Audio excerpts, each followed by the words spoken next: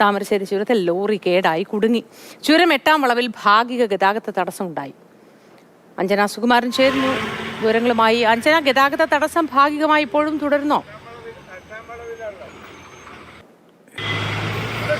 താമരശ്ശേരി ചുരത്തിൽ ഏതായാലും ദിവസേന എന്തെങ്കിലുമൊക്കെ ആയിട്ട് ഇങ്ങനെ ഗതാഗത കുരുക്ക് തുടരുകയാണ്. ഇന്നലെ ഒരു കണ്ടെയ്നർ ലോറി അപകടത്തിൽപ്പെട്ട് കുറേ നേരം ഗതാഗതം സ്തംഭിച്ചിരുന്നു. ഇന്നിപ്പോൾ വേറൊരു ലോറി ചുരം കയറുന്നതിനിടയിൽ കേടാവുകയായിരുന്നു ചുരത്തിൽ വെച്ച്.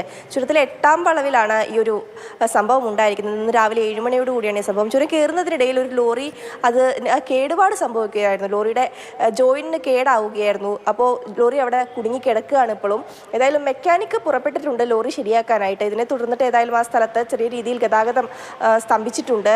വണ്ടികൾ കടന്നു പോകുന്നതിനും മറ്റുമൊക്കെ പ്രശ്നമുണ്ട്. എന്തായാലും മെക്കാനിക്ക് പുറപ്പെട്ടിട്ടുണ്ട്. ഈ സംഭവം ഉണ്ടായ ഉടനെ തന്നെ അവിടെ പോലീസും മറ്റുമൊക്കെ ഉണ്ടായിരുന്നു. ചുരം സമിതി പ്രവർത്തകരും ഒക്കെ ഉണ്ടായിരുന്നു. അവർ ആ സ്ഥലത്തേക്ക് എത്തുകയും ഗതാഗതം നിയന്ത്രിച്ച് ഒരു വശത്തേക്ക് മാത്രം നിലവിൽ കടത്തിവിടുന്ന രീതിയിലേക്കും എത്തിയിട്ടുണ്ട്. ഇന്നലെ ഒരു കണ്ടെയ്നർ ലോറി അപകടത്തിൽപ്പെട്ട് ഒരുപാട് സമയം ഗതാഗതം അവിടെ സ്തംഭിച്ചിരുന്നു. പിന്നീട് രാത്രിയോടെയാണ് ആ ലോറി അവിടെ നിന്ന് എടുത്തു മാറ്റാനൊക്കെ കഴിഞ്ഞത്.